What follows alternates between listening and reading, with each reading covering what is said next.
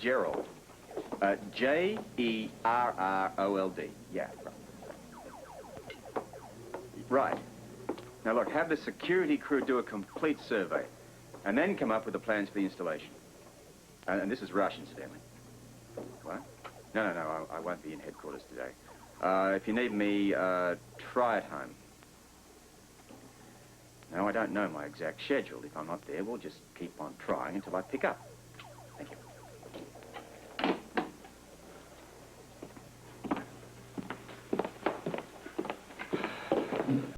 Now I can get on to something else. Something wrong? Should it be?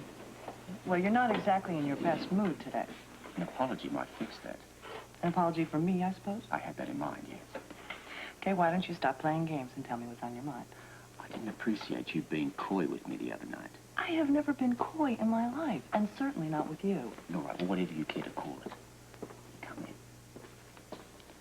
Start talking about this so-called mole. And then no reason, no excuse whatsoever. You leave without any explanation. You know, I had a hunch that was what it was. Then you were right. First of all, I did not walk out. It just became rather obvious. There was no point in staying. You want me to spell out why? I don't want to talk about that. Let's talk about the mall, shall we? I already knew about the mall. You knew about the mall. I didn't see any reason to spend the rest of the evening making each other uncomfortable. Now, to bring this ridiculous conversation up to date, as far as the mall is concerned, you know exactly what I know. Period. End of explanation. And that's not an apology. Thank you.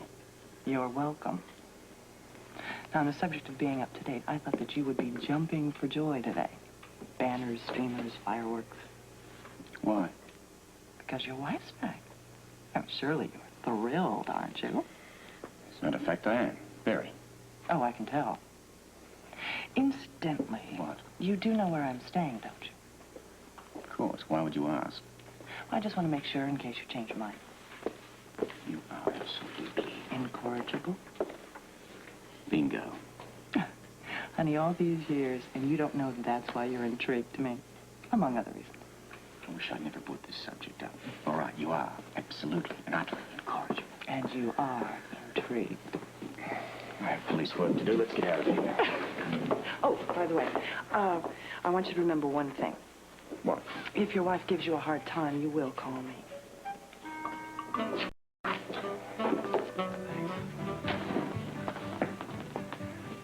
Look, am I getting you into trouble here? You haven't tried. No, I mean, you're working and, you know, being able to sit here with me and everything. No, I told you, I got somebody to cover.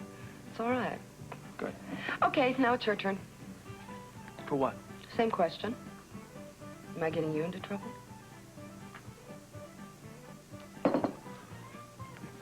Well, I'm glad that you think you could, but I'm not my best these days. I've noticed. You know, you'd be a lot better off if you'd come down here more often. Why don't you? Well, it's kind of a drag for me to get around, you know, the cane and all, and, well, I just don't like to ask people to haul me around. That's what friends are for. Well, I don't like to impose on my friends. Well, I got an idea how I can be your friend, and you won't be imposing on me. How? You have to eat, don't you? Yeah, it's a habit I've acquired that I sort of enjoy. All right, so if you have to eat and you can't get down here, I bring the food to you. Well, that'd be a lot of trouble for you, wouldn't it? No, I'd enjoy it. And listen, I'm not talking about bringing just boxed junk from here. I would come up to your cabin and cook you one fantastic meal. Yeah, well, I'm sure you could, but see, I can manage on my own. I never doubted that. So why do I get the feeling that you don't really want female companionship? No. No, you got it wrong. No, I have a very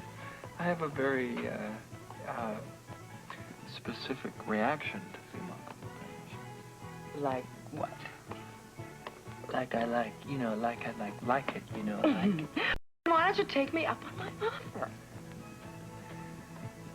I didn't realize this was going to turn into a test. Okay. Everything in this life is a test. Good point. Great. When do you want me to come? So, it's a deal. I'm going to come up to your cabin and cook up a storm. You sure you want to do that? Yeah, I told you. I'm a fantastic cook. Yeah, well, I'm not talking about your cooking. Then what do you mean? Aren't you afraid? Of what? Me. Should I be? Well, no, but it's just that, you know, you know where the cabin is. Latigo Creek. You heard us, and it's pretty remote, and I haven't spent a lot of time with a woman in a long time. I think I'll be safe. What makes you so sure? 'Cause I can run and you can't. Now see? Now aren't you afraid? Oh, yeah. No, not at all. Listen, Yeah? I'm off on Fridays. Uh-huh. You want me to come? To cook? What else would I be thinking of? Okay, what time? You name it, I'll be there. How about lunch? How about noon, Friday? You be there. You be there.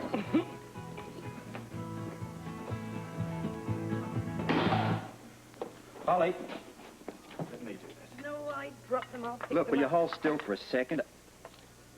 I'm trying You to look make soup here. You're feverish. Yeah, I know. I had the flu. I guess I caught it up on the mountain. The weather was awful. It rained like crazy. Why didn't you tell me? Okay, bed for you, right now. No, I have to make some. I have to have something fluid. Alan Quartermain's orders. That's why I'm making the soup. Whatever that is, it isn't soup. Came in a soup can. Yeah, well, my Australian granny would spin in her grave if she understood that soup came in cans. All right, you go in there, you lie down, you put that throw around your shoulders, all right, and I'm going to make you a soup you'll never forget. Robert, you don't have to fuss over me.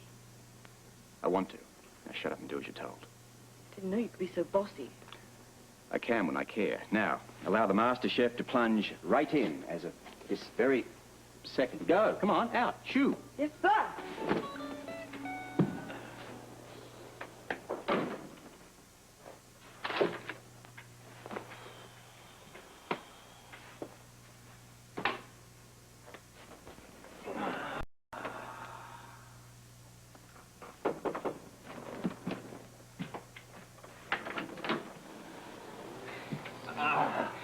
In a second, we'll lock the door.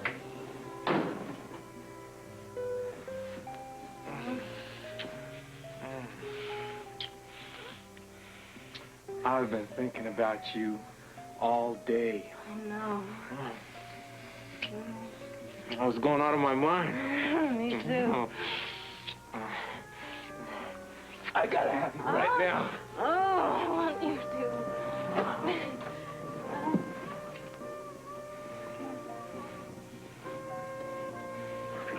Okay. Anybody in there? Who is that? Hey, it's Ray. Hey, Shirley, is that you? Listen, I gotta let him in. Come on, let me in. Okay, just a second. Okay, hurry up.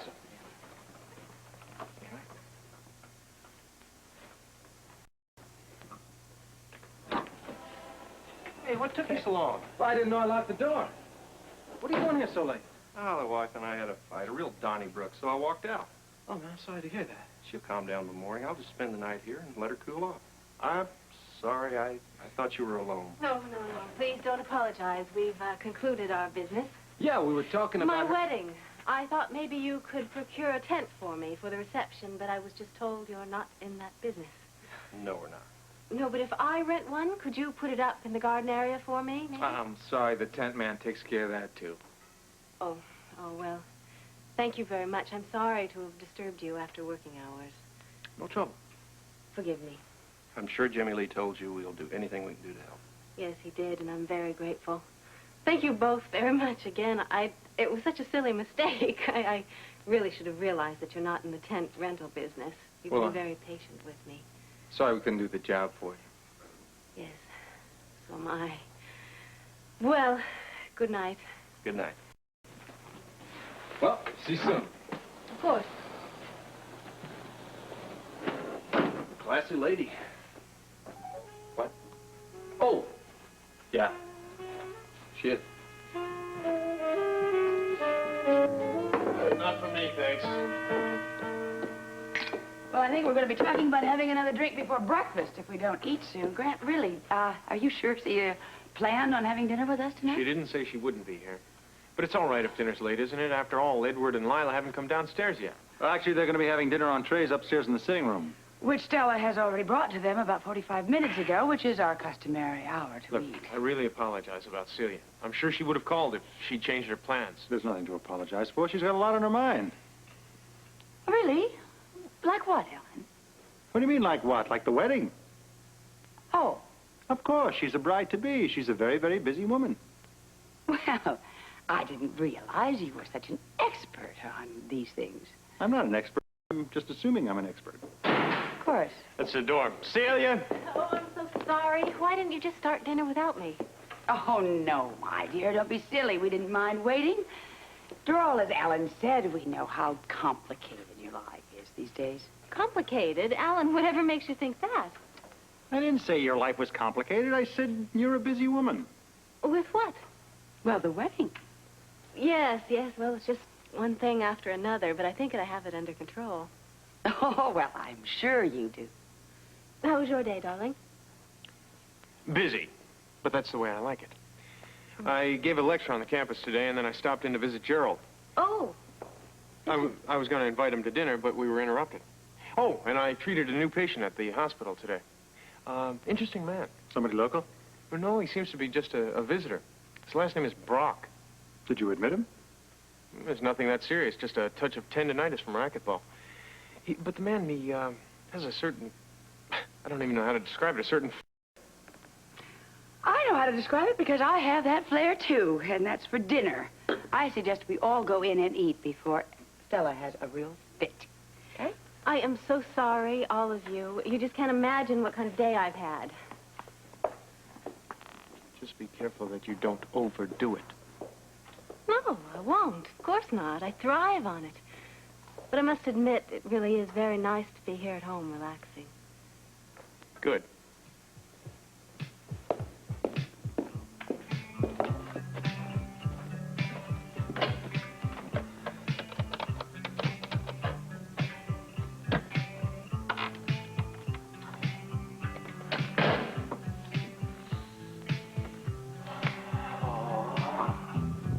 One Scorp special coming up. Sorry it took so long. It smells delicious. What's in it? Oh, sorry. No. Granny swore me to secrecy. Yeah, taste it. Yeah, you make your own bit there. Yeah. What do you think? It's marvelous. Australia's answer to chicken soup, guaranteed to work wonders on you. You even brought in a flower. Yeah, I mugged a passing kangaroo. Come on. More. You know, you really don't have to spend all your time babying me. I like it. This morning you said you had plans for this evening. No. You said I had plans for this evening. And you were wrong. I don't want to cramp your style. Stop protesting and eat. Good Lord, Robert, you don't have to spoon feed me. Why not? I think it's fun. Well, she's got the cutest one I've ever seen. Well, you know, far be it from me, far to bring up a touchy subject, but I think you're doing the right thing. What am I doing, Jed? Well, what you told me, driving up in the car. Letting Shirley come up and cook for you. It's no big deal. Well, maybe not. And it's certainly not a touchy subject. Well, I was meant about putting Holly on the back burner, you know, for a while. I am not doing that. Aren't you? Letting Shirley come up and cook for you? Now, wait a minute, Jed. Don't make a federal case out of this. The woman just offered to come up here and cook me a good meal. Well, you never complained about the cooking here before. I ain't complaining now, man. She just offered to come up here and cook. She's just being friendly. I know. Now, wait a minute. If you think offering to cook a meal is a proposition, we better talk. No, it's not. I agree. It's an opportunity. An opportunity for what? Oh, come on. I saw that look in her eye when I said, you said, I'll see you on Friday. You got some dirty imagination, pal. Well, maybe. But Friday I'll make myself scarce anyway. You will what? When Shirley comes up here, I'll make it a point not to be here. You know, and then you can count on it that I won't be around all afternoon. Fine, look, you do whatever you want. You believe whatever you want. Well, a little new magic can't hurt. You have it your own way. Well, point is, I think come Friday, Shirley's going to have it her way. What can I say to get through with you? Look, she offered to cook me a meal. Mm-hmm. She's a very nice girl. I don't think it's fair that you do this. And a damned attractive one, too. Well, come on, admit that much at least. Admit what? Shirley. What about her? You gotta admit that she's a damn attractive girl. Yeah, sure, okay, fine. Get out of that. Friday at 8, 7 Central and Mountain, a child is cursed with the power to see things no one should. The Shining, parental discretion advised. Saturday, be there with ABC Sports' live exclusive coverage of the Kentucky Derby. Sunday at 8, 7 Central and Mountain. Martin Sheen, Robert Duvall, and Marlon Brando in the